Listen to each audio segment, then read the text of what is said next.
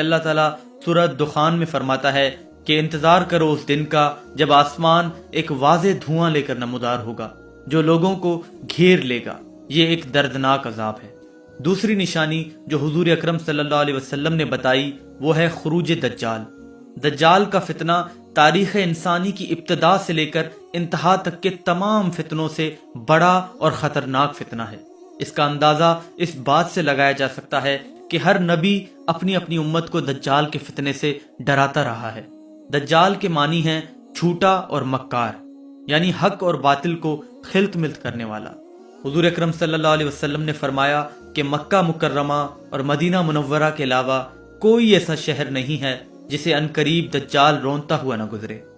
تیسری نشانی جو حضور اکرم صلی اللہ علیہ وسلم نے بتائی وہ ہے دابت الارض، یعنی زمین کا جانور۔ قرآن کریم میں بھی اس جانور کا ذکر کیا گیا ہے، جیسا کہ اللہ